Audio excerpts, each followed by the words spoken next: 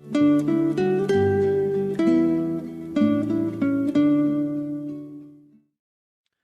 오늘도 사무엘하서 18장에 기록된 이 말씀을 통해서 하나님께서 주시는 은혜를 우리가 함께 나누기를 원합니다. 여러분, 이 사무엘하서 18장 말씀에는 이 다윗의 아들 압살롬이 죽게 되는 장면이 기록이 되어 있습니다. 형을 죽이고 이 아버지에게 반역을 일으켰던 이 압살롬은 유능한 사람이고 똑똑하고 뛰어난 사람이었지만 그가 저지른 죄악 때문에 결국은 심판을 받게 된 것입니다.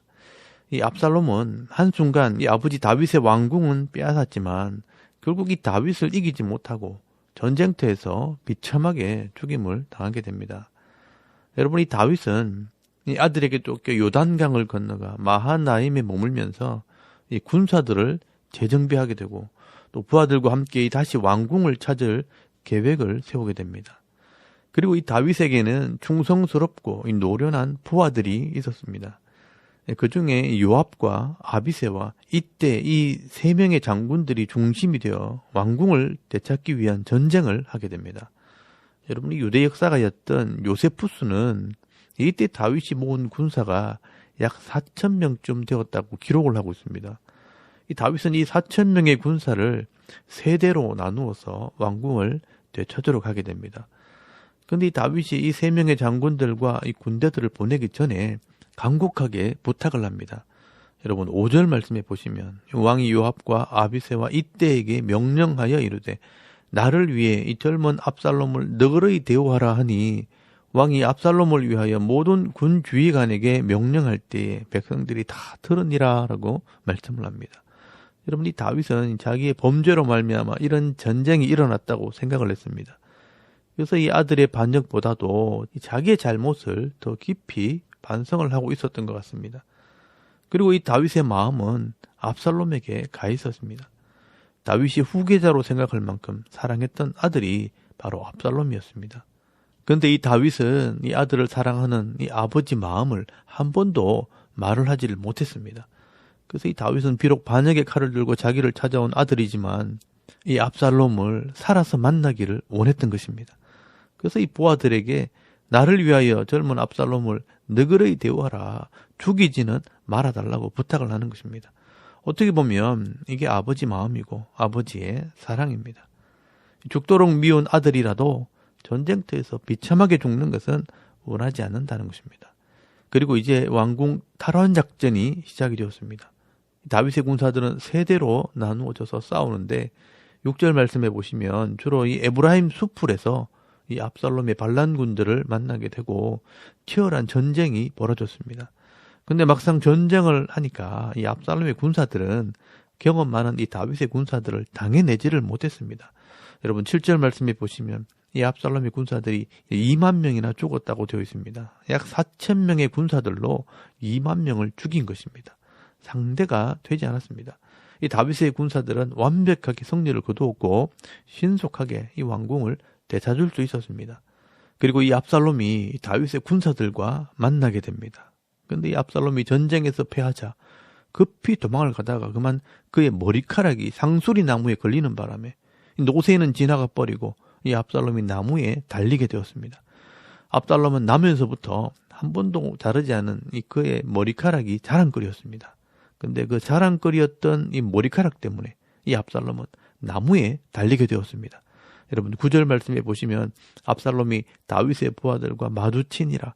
압살롬이 노새를 탔는데 그 노새가 큰 상수리 나무 번성한 가지 아래로 지날 때 압살롬의 머리가 그 상수리 나무에 걸림에 그가 공중과 그 땅 사이에 달리고 그가 탔던 노새는 그 아래로 빠져나간지라 라고 말씀을 합니다.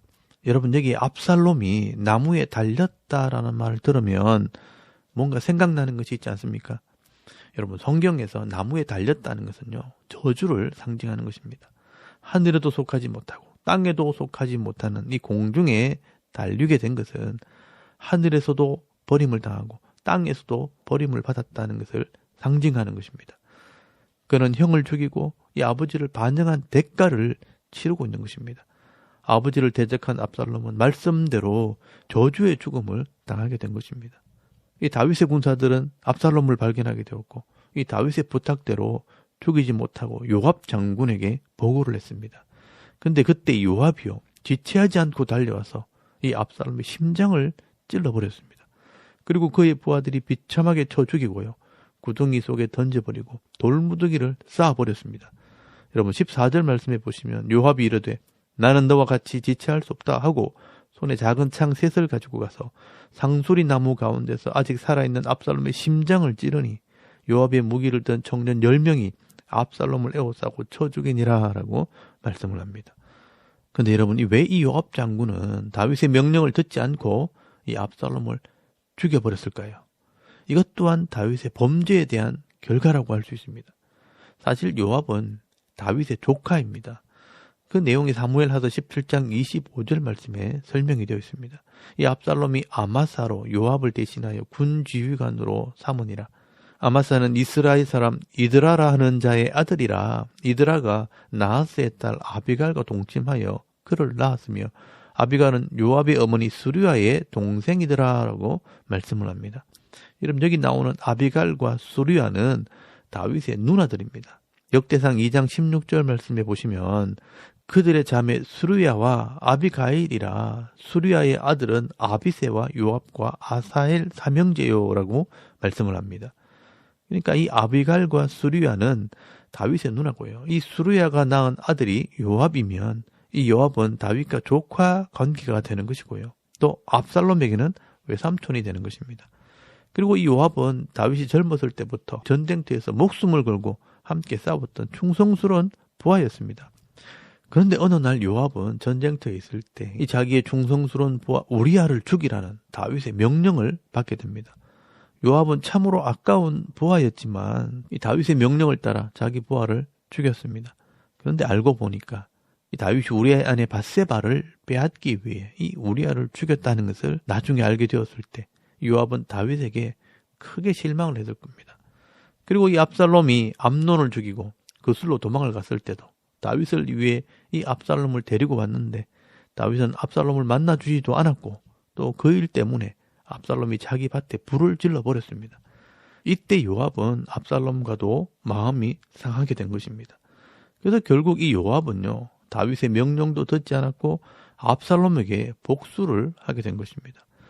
왜 이렇게 서로 잘 알고 있는 삼촌과 조카요, 사촌 사이인데도 이렇게 서로 믿지 못하고 서로 불신하는 가운데 복수를 하고 죽이는 일들이 벌어지게 되었을까요? 이게 다 다윗의 범죄 때문입니다.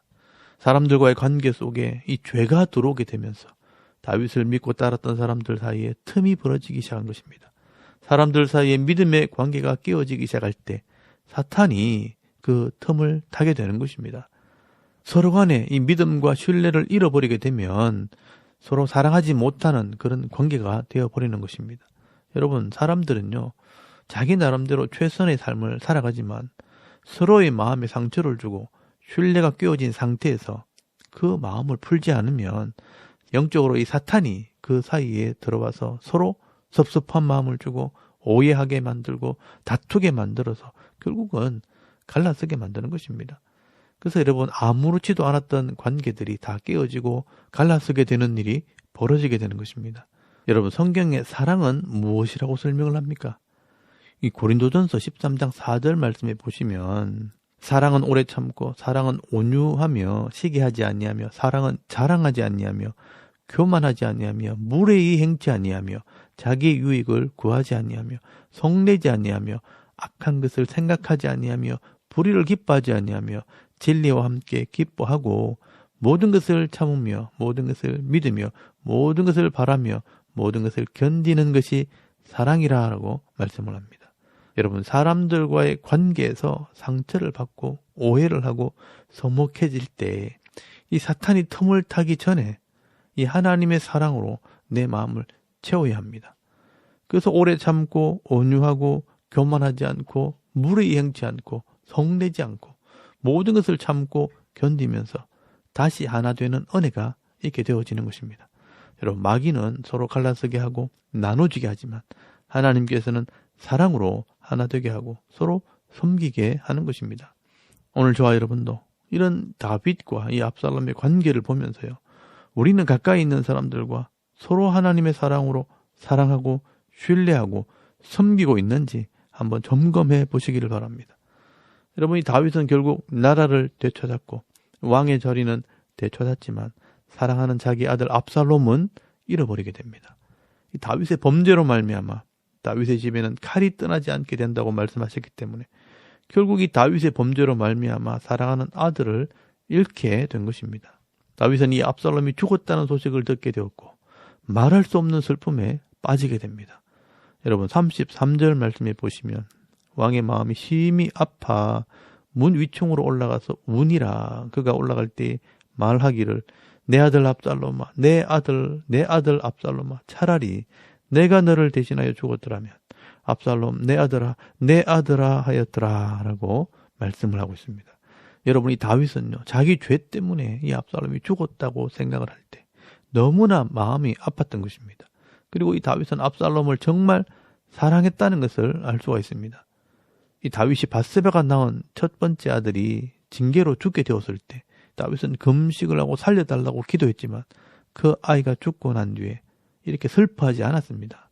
옷을 갈아입고 세수를 하고 음식을 먹으러 갔습니다. 그때 신하들이 물었습니다.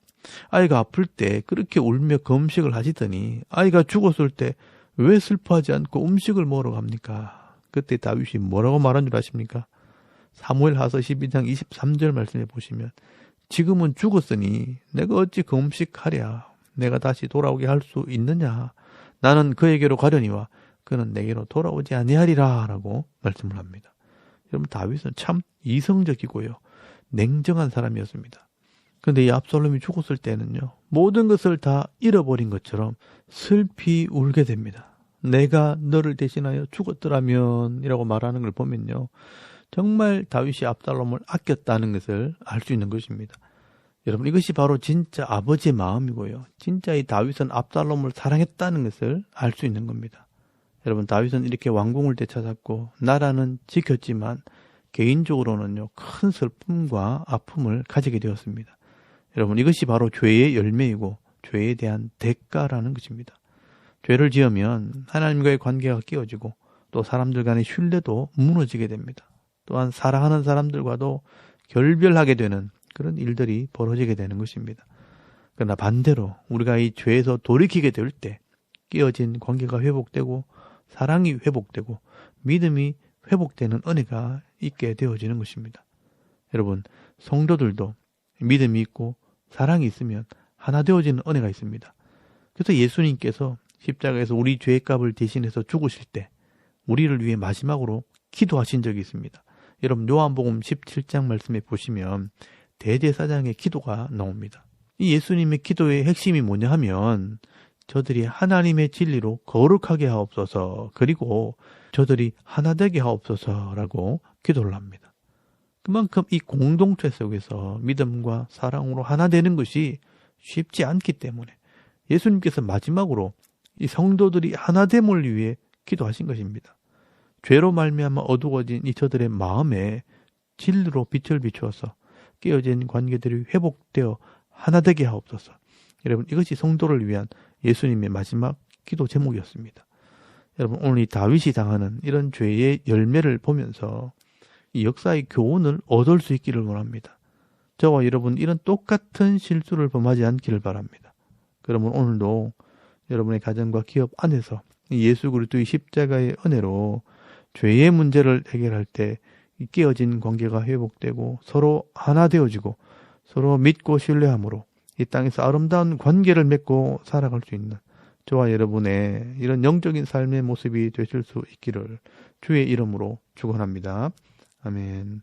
우리 잠깐 기도드리겠습니다. 오늘도 이 죄의 길을 가지 않고 믿음과 사랑으로 하나 되는 이 가정과 교회 공동체가 되게 하옵소서. 나라와 민족과 이 교회와 가정과 자녀들을 위해서 기도하시고요, 또 개인의 기도 제목을 따라 기도하고 오늘 하루 삶을 또 시작할 수 있기를 바랍니다. 다 같이 우리 하나님께 한번 기도드리겠습니다. 살아계신 하나님, 은혜를 감사합니다. 오늘도 이 아침에 하나님을 예배하게 하시고